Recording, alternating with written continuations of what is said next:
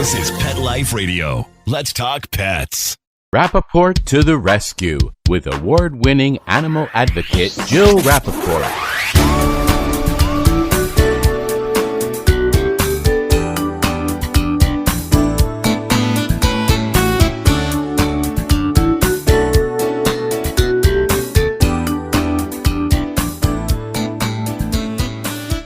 Welcome to Rappaport to the Rescue. I'm Jill Rappaport, and I hope you all had a safe and wonderful and fun Memorial Weekend.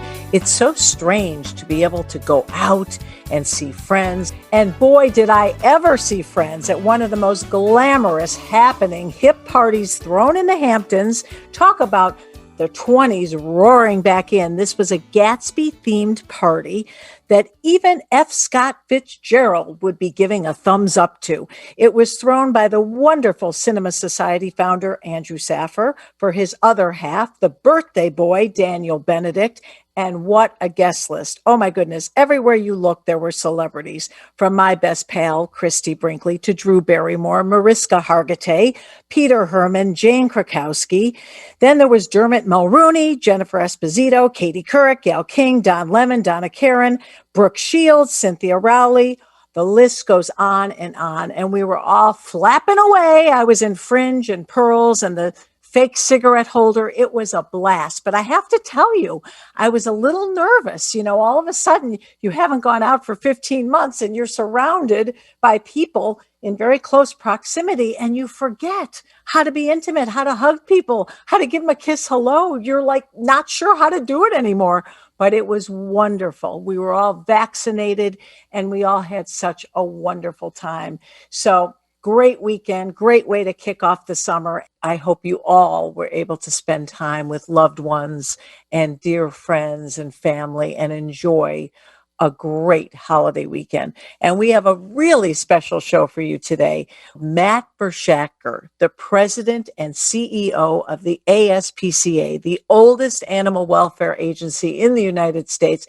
And I asked Matt to come back on because I have been inundated with so many calls and emails about all these stories that have been brewing lately about all of the COVID returns.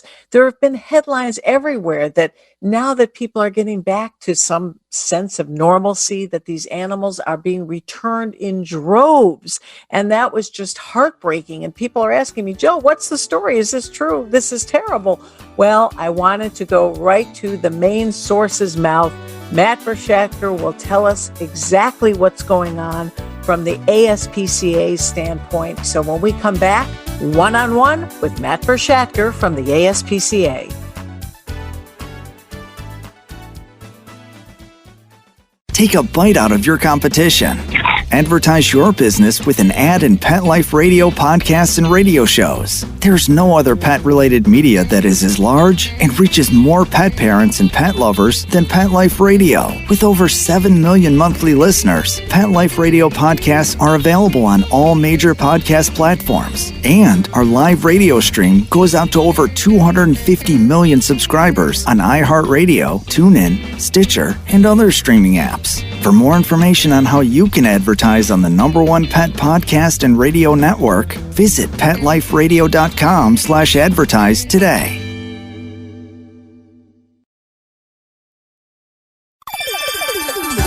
Let's Talk Pets on PetLifeRadio.com.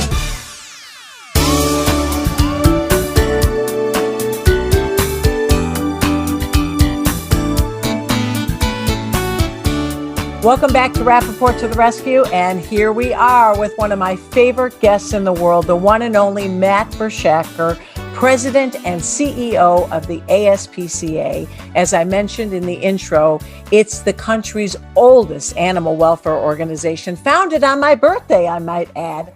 Matt, April 10th, but 1866. Thank goodness that's not my birth date, and I won't reveal what that is or I'll have to kill you. But anyway, so great to have you back on. Of course, you know why. The probing question, Matt. The articles have been coming out. I've been getting emails and text messages. What is going on with the COVID returns? So you're the one to ask. Jill, first of all, thank you for having me, and thank you for giving me the opportunity to try to put this to bed once and for all. So the ASPCA fielded a study. That study went all the way back to March 2020 to March 2021, and we spoke to over 5,000 people. And what we found was that 90% of dogs that were acquired throughout the pandemic are still in their homes. Great And news. 85% of cats are still in their homes. So while there may be a story here and a story there, shelters are not being deluged. In fact, of the animals that are actually not still in their home, less than 25% of dogs are going back to shelters.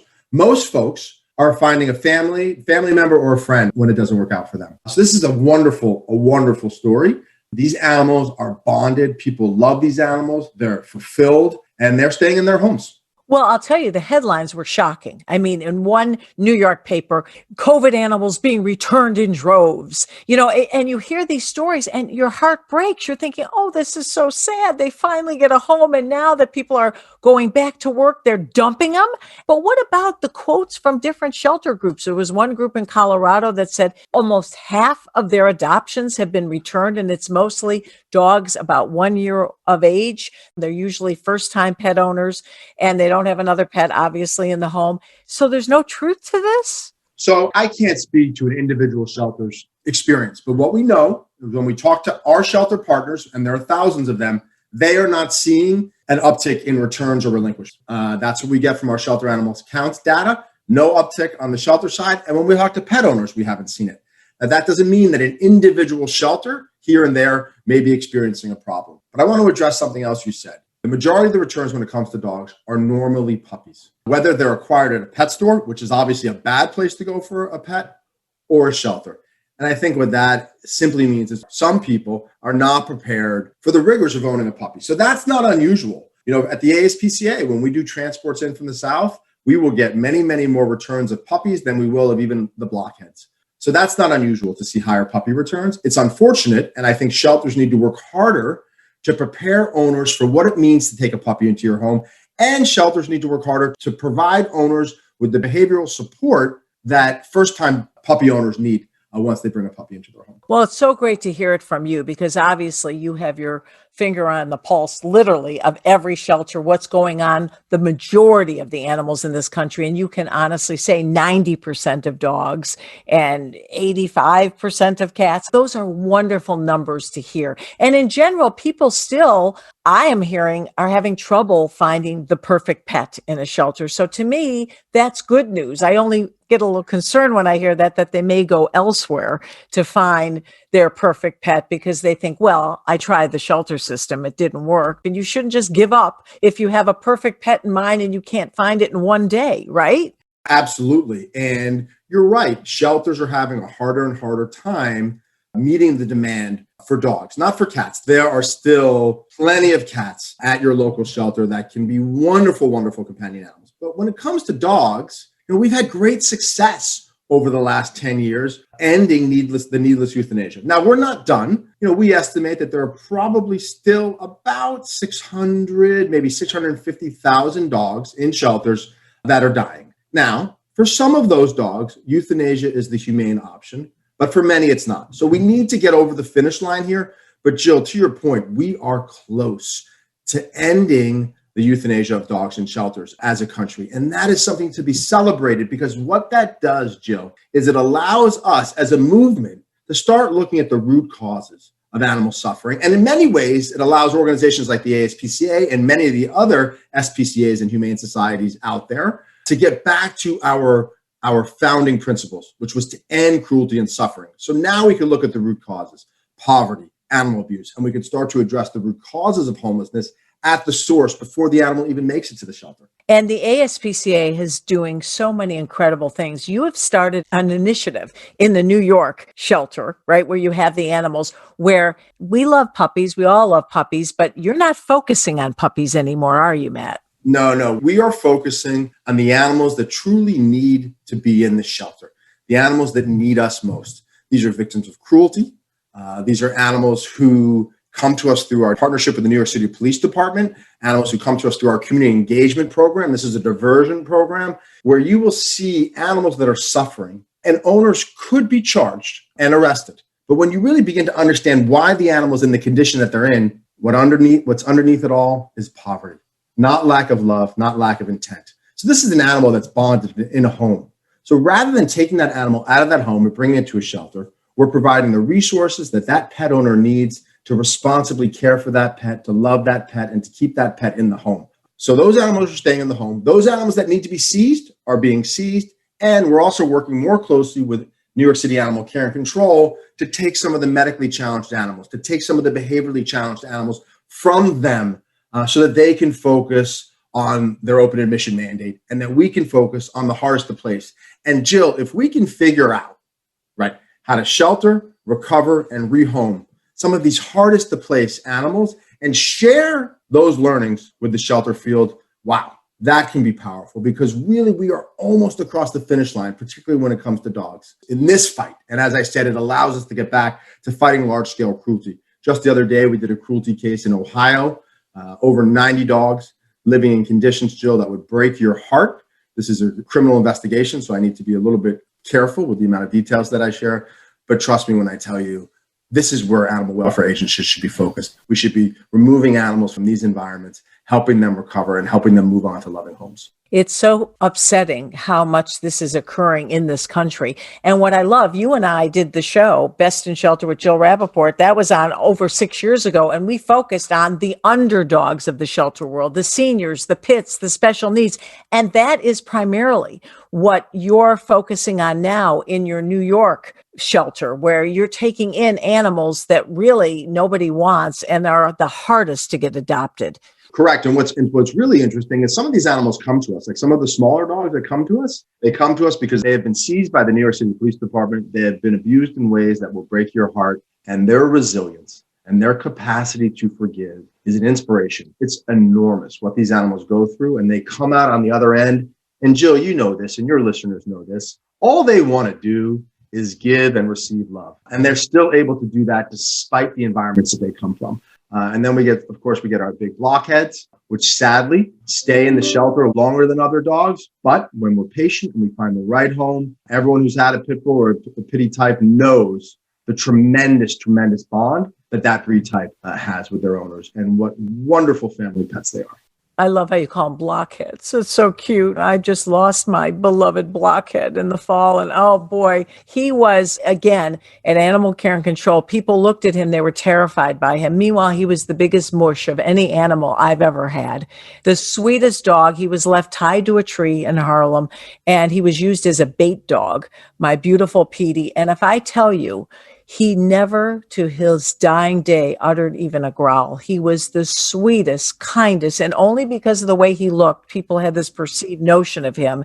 So I know firsthand what these animals are all about and the prejudice that goes along with them. And it's so unfair. People need to understand that just like human beings, everybody and every animal has its own personality, and they have their own desire to want to love and give if they're given the right chance and if they're given to the right person who will allow them the time and spend the time with them to make them the wonderful animal they can be. You said something really important in there, Jill, which is every animal is an individual, and every animal needs to be assessed and needs to be treated as an individual. And we put in place personal treatment plans for all of our victims of abuse to help them recover. And we evaluate every animal as an individual. Every person's an individual, every dog's an individual, and every cat's an individual. They are entitled to that type of discretion. And, people need to understand the difference, Matt.